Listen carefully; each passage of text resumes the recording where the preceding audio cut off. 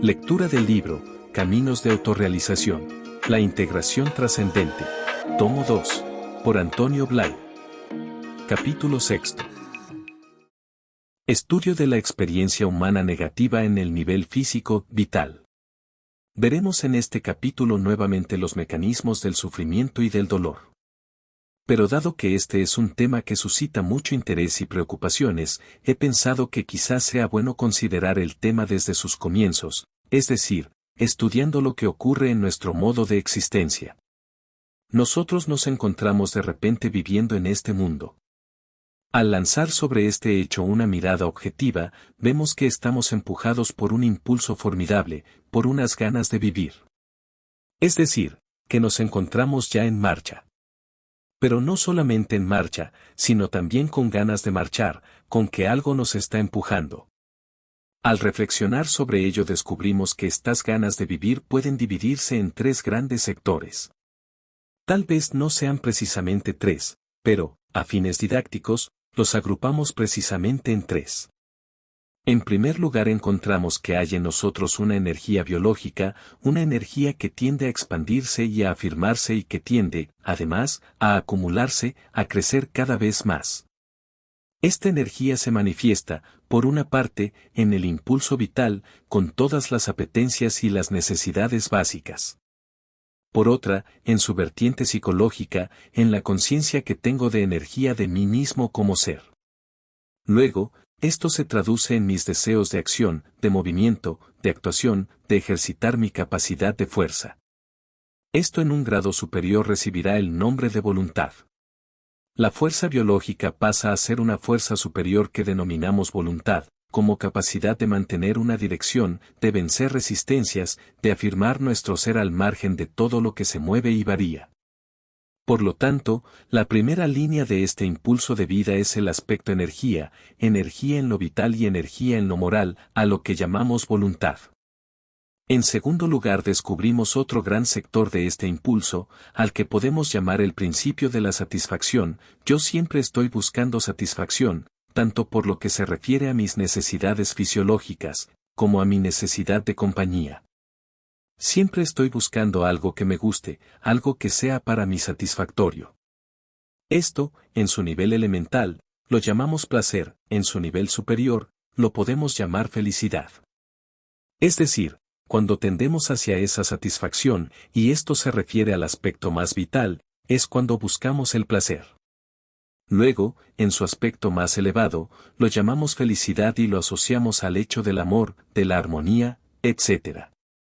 Todo esto es una línea constante en nuestra vida, por un lado, energía, por otro, satisfacción. Existe luego un tercer aspecto que consiste en tratar de comprender, de conocer las cosas. No nos basta con sentir, no nos basta con hacer, queremos también comprender las cosas. Y este afán de saber, de conocer, de comprender, señala también una constante en toda nuestra evolución, desde la infancia hasta la fase, digamos, más madura. Todo esto lo buscamos a través de unos contactos con el exterior, a través de unas experiencias vividas. Gracias a estas experiencias yo desarrollo, por un lado, mis mecanismos de expresión, mecanismos humanos, y, por otro, voy tomando conciencia de todo esto. Es decir, este impulso de vivir se manifiesta, en un plano objetivo, en el desarrollo de unas determinadas estructuras, desarrollo del aspecto físico, mecanismos físicos, cuerpo, en el desarrollo de una estructura emocional y de unas estructuras mentales.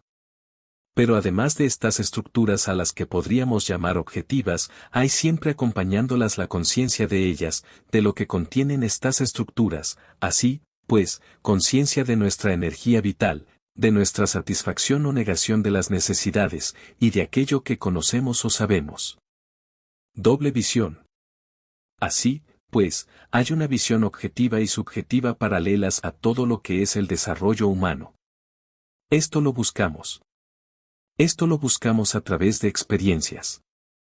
El mundo se nos aparece como lleno de estímulos, e incluso nuestra propia personalidad se nos muestra también como llena de estímulos.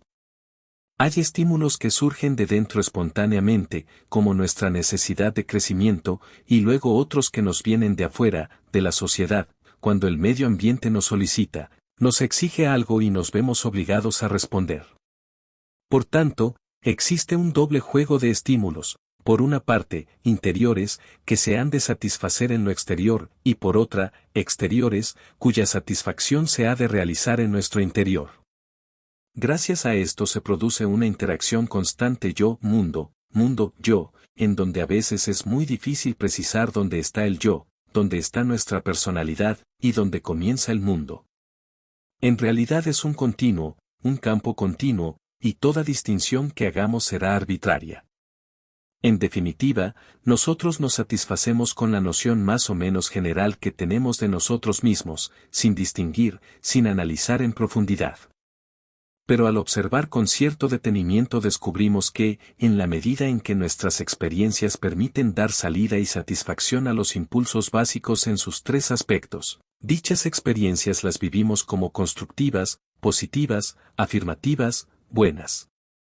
En la medida en que las experiencias parecen negarnos o demorar esta satisfacción, vivimos la situación como algo negativo. Hasta aquí estamos en un terreno sumamente conocido. ¿De dónde surge el impulso? Ahora bien, considerando este aspecto en la fase en que estamos ahora, podemos preguntarnos, ¿de dónde surge este impulso a vivir? ¿De dónde proviene esta capacidad que se manifiesta en nosotros de energía? De actualización de energía, de actualización de bienestar o de satisfacción y de actualización de conocimiento o de inteligencia. ¿Es algo que nos viene dado del exterior? No. ¿Es algo que ya está en nosotros desde el punto de vista de la estructura? No, porque esa estructura la empezamos a construir nosotros desde el comienzo. De ahí se deduce que, de alguna manera, hay en nosotros un foco, un punto, una fuente desde donde se va actualizando esa potencialidad que hemos de vivir a través de los mecanismos, gracias a la experiencia. De hecho, las experiencias no son otra cosa que actualizaciones parciales de ese potencial central, actualizaciones que se hacen a través y en el seno de unas estructuras, en unos contenidos concretos de experiencia. Yo tengo en mí una potencia biológica, pero hasta que no empiezo a hacer ejercicios, no empiezo a correr, a levantar pesos o a superar obstáculos, no tomo realmente conciencia de esa energía expresada como algo mío de lo que yo dispongo. Así, pues, decimos que esa energía física actualizada es una actualización de la energía total que existe en mí potencialmente. Yo soy solamente consciente, en mi conciencia normal, de eso que voy actualizando. Pero de alguna manera en mí existe una preconciencia de que dentro hay una totalidad. Porque si yo tuviera únicamente conciencia de aquello que voy expresando, no sentiría en mí ninguna necesidad de desarrollo, solamente la necesidad inmediata del consumo, y nada más. Pero en mí existe una aspiración, una demanda, una necesidad de afirmación profunda y total, un deseo que si yo no lo frenara me conduciría a desear ser el hombre totalmente fuerte, totalmente seguro, totalmente enérgico. Así, pues, esa tendencia está en mí, es luego que viene la mente y dice, no, esto no, debo conformarme con lo mío, debo ser más modesto. Es decir, que la mente pone cortapisas a esa tendencia natural de demanda. Si nosotros no tuviéramos de algún modo, una conciencia de esa cosa profunda, ¿de dónde surgirá esa aspiración a la plena afirmación? Simplemente, no surgiría. Por tanto, esta misma demanda de ser que hay en nosotros es el testimonio de que esta posibilidad está ahí dentro. Ocurre que nosotros no tenemos una conciencia actual de ello, es otro sector más profundo, al que no podemos llamar conciencia en sentido corriente, pero que está ahí, de donde surge nuestro deseo. Resulta entonces que en nosotros hay una intuición de que esto existe, de que esto es, hay una intuición de esa realidad, de esa totalidad en mí. Cada vez que experimento algo, lo experimento como un gozo, cada vez que actualizo algo de esa energía, de esa fuerza, es un incremento en mi conciencia inmediata de esa aspiración constante. Entonces yo, que tomo más conciencia de mi energía, intento que esa conciencia concreta, de mi cuerpo y de mi voluntad en tanto que fuertes, vaya creciendo. Es decir, que trato de vivir esa totalidad que intuyo, a través de mi experiencia, de ahí surge esta lucha constante en la que estoy pretendiendo cada vez ser más, y en la cual mi deseo va siempre adelantando a mi realidad. En la medida en que mi deseo está frustrado, yo vivo eso como una negación. Fijémonos bien que, en principio, tenemos nuestra conciencia profunda que, de un modo u otro, conoce ya esa realidad. Y luego tenemos la conciencia actual, que se va actualizando en un nivel más concreto a través de la experiencia. En nuestro interior está la conciencia profunda, y a partir de ahí se va actualizando una parte de ella en nuestro campo personal, en este caso físico. Cuando esta demanda de lo total queremos vivirla a través de lo fenoménico, se produce en nosotros una tensión, una proyección hacia adelante, un pretender ahondar más en ese campo concreto de la experiencia. Pretendemos llegar a la totalidad a través de la experimentación porque no nos damos cuenta de que esta totalidad está en nosotros y está surgiendo del centro. Por lo tanto, como no vivimos el centro como centro, pretendemos convertir nuestro campo de conciencia actual en un centro total. Nuestra conciencia central es una conciencia de plenitud, ya que todo surge de ahí. Nuestra conciencia existencial, fenoménica, de la experiencia, es una conciencia de parcialidad, de temporalidad, de limitación. Sin embargo, esta temporalidad es toda ella positiva, dado que es una participación de algo absolutamente positivo. Cuando yo adquiero un poco más de fuerza, cuando yo consigo algo más de conciencia, ese algo es siempre positivo. Por lo tanto, al campo total, positivo, que está dentro, yo estoy añadiendo un modo particular de conciencia en mi experiencia cotidiana que también es en sí positivo, porque todo lo que sale de ahí es positivo, es energía, es felicidad, es conocimiento en un grado u otro. El problema surge cuando yo no me conformo con vivir esa intuición de plenitud junto con el grado de actualización positiva, sino cuando quiero vivir todo, la totalidad positiva, a través de lo experimental, a través de mi experiencia cotidiana. En el momento en que yo traslado esa aspiración de totalidad al campo fenoménico, al campo de la experiencia concreta personal, surge en mí esa tensión, esa exigencia o demanda que intento satisfacer viviendo de un modo determinado. Entonces aparecen los problemas. Como yo tengo esta pretensión de absoluto, esta necesidad de buscarme a mí mismo, esta precisión de vivir la plenitud, en un grado de conciencia actualizada, cada vez que algo me frustra, me vivo como una frustración de mi totalidad, como un fracaso de mi totalidad futura. Estoy pretendiendo llegar a esa totalidad, y cada negación la vivo no como una negación de mi parcialidad, sino como una negación de mi totalidad. Por esto me afecta tan profundamente, por esto adopta ese carácter trágico. Si yo pudiera vivir esta intuición de ser allí donde está, allí donde todo surge, viviría una plenitud y habría además una nueva conciencia positiva en todo lo que se expresara, de ese centro, de ese foco. Y aunque esto fuera poco o mucho, aunque siguiera un curso u otro, siempre sería en sí positivo, porque todo lo que sale del centro es positivo. Aunque se produjera una experiencia de negación en el medio ambiente, aunque yo no tuviera la facultad de moverme, aunque no pudiera hacer las cosas que quisiera, lo poco que pudiera realizar seguiría siendo totalmente positivo, porque todo lo que sale, poco o mucho, es fundamentalmente positivo. El mal está en que yo no me conformo con esto, porque no vivo esa conciencia central. Entonces pretendo llegar a vivirla a través de la experiencia, por lo cual la imitación se convierte para mí en negación, el fracaso se transforma en drama. Es muy importante comprender bien esto, es más importante que cualquier otro tipo de trabajo que podamos efectuar, ya que todos nuestros errores derivan de aquí y todos nuestros problemas son consecuencias de este error.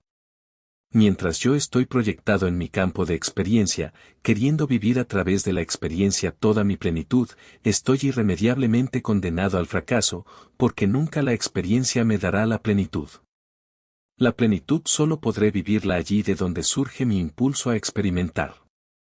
La finalidad de la vida no es encontrar la plenitud en lo fenoménico, porque lo fenoménico es por definición transitorio, temporal, inconsistente, un proceso. No es en este proceso donde hallaremos la plenitud. Nunca. La plenitud que nosotros pretendemos, plenitud total, estática, permanente, definitiva, nunca puede proporcionárnosla algo que es eminentemente inconsciente, móvil, cambiante en todos los aspectos. Esto se ve clarísimo, sin embargo, esto es lo que pretendemos.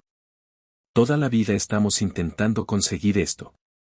Hasta que no descubramos la fuente de donde surge este impulso a vivir, a amar, a conocer, hasta que no descubramos la fuente, seguiremos empeñándonos en hurgar y en empujar hacia afuera, intentando conseguir sentirnos más, creernos más, que nos acepten y nos admiren más.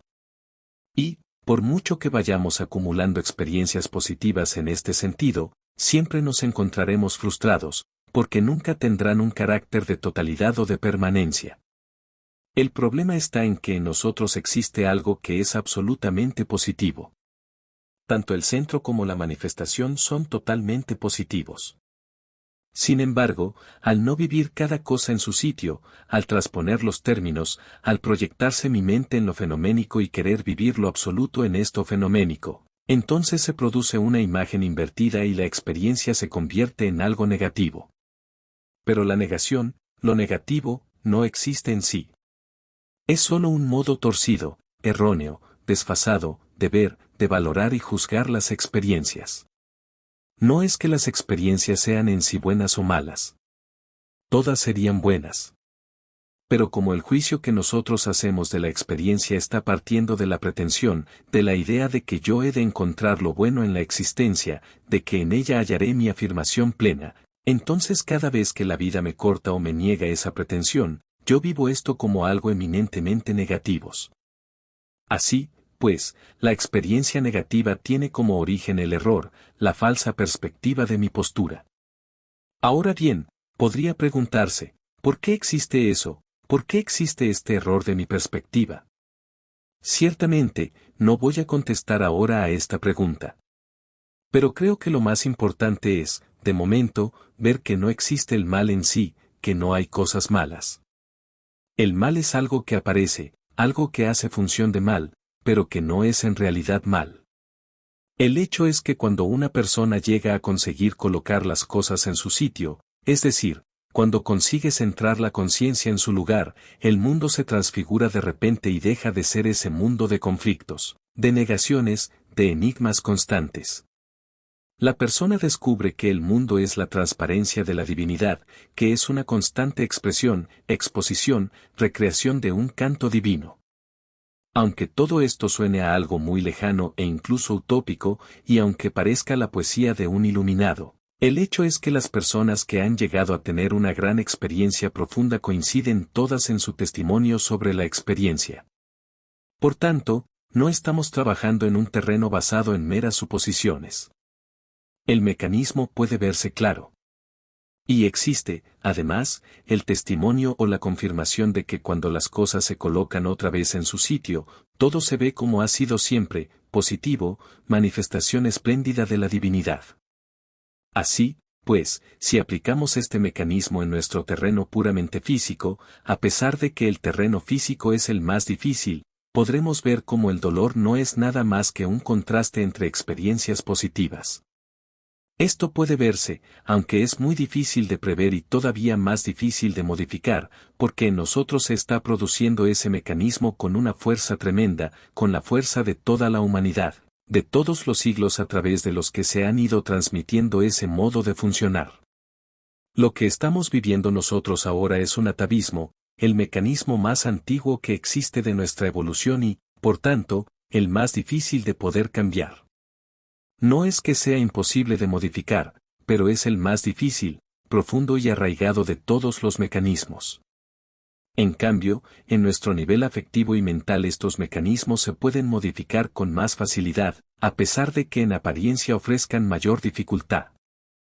Es por este motivo por lo que en aquellas tradiciones en las que se ha conseguido trabajar han desaparecido primeramente los problemas de tipo superior, los problemas, diríamos, de nivel espiritual y nivel psicológico, y, sin embargo, permanecen todavía los problemas o experiencias negativas en el aspecto físico. Estudiando esto en su vertiente física, podremos ver que, en nosotros hay un impulso vital. Este impulso vital nos está exigiendo, nos está pidiendo que vivamos una energía, que estructuremos un organismo, que lo ejercitemos y que vivamos unas experiencias de fortaleza, de subsistencia y de reproducción del mecanismo biológico. Este impulso biológico es una expresión de la fuente central, por tanto, es en sí totalmente positivo. Nosotros, de hecho, tenemos una conciencia muy positiva de nuestro nivel biológico vital. Lo que ocurre es que, en nuestra conciencia normal, no nos damos cuenta. En nuestra conciencia profunda sí existe un darse cuenta de esto, de esa plenitud, de ese goce del vivir biológico. La prueba de ello está en que cuando este vivir biológico sufre una limitación, una enfermedad, un accidente o una mutilación, nosotros vivimos esto como una gran desgracia. Una desgracia es siempre la negación de una gracia, la negación de un bien. Vivimos entonces esa experiencia como algo malo, pero esto es solamente porque antes lo habíamos estado viviendo como algo bueno. Únicamente en la medida que yo he vivido antes como muy buena una cosa, la negación de esta cosa puede aparecer ahora ante mí como algo muy malo. Es decir, la intensidad del dolor da testimonio en mí de la intensidad del placer que existía antes, pero del que no me daba cuenta. La prueba está en que si tras un tiempo de inmovilización o de incapacitación yo consigo recuperar la función, experimento de nuevo un goce extraordinario, un gozo de poder vivir en lo biológico. Esta conciencia de placer, de satisfacción la estamos siempre viviendo sin darnos cuenta. Y estamos en un terreno de experiencia, que es, aparte de aquello que hay en lo más profundo, donde reside la plenitud total. En realidad, yo nunca tendría que perder eso positivo, porque, suponiendo que estuviera enfermo, que sufriera un accidente y mi biología quedara mermada, todo lo que me quedara seguiría siendo totalmente positivo. Por tanto, yo tendría que estar viviendo aquello como una continuidad de conciencia positiva. Solo que antes estaba más manifestada, y ahora lo está menos, pero sigue siendo, no obstante, totalmente positiva. Es decir, no tendría que existir la experiencia dramática de negación. La experiencia biológica es totalmente positiva, porque es expresión de algo positivo. Esta expresión biológica, a través de mi modo de ser biológico, puede sufrir altibajos, incrementos o descensos, pero, en todo momento, todo lo que se expresa, mayor o menor, es en sí algo totalmente positivo. Y, no obstante, yo no lo vivo así. Cuando yo tengo un temor de sufrir una enfermedad en el estómago, en el corazón o en los pulmones, se empieza a crear un fantasma, una obsesión, como si aquello fuera el fin de mi vida. Vivo este temor como algo totalmente negativo. ¿Por qué? Porque esa conciencia profunda de totalidad que tengo estoy pretendiendo vivirla a través de lo fenoménico, porque tengo la pretensión de vivir en lo biológico de un modo totalmente afirmativo, es decir, de llegar a una conciencia total en lo biológico.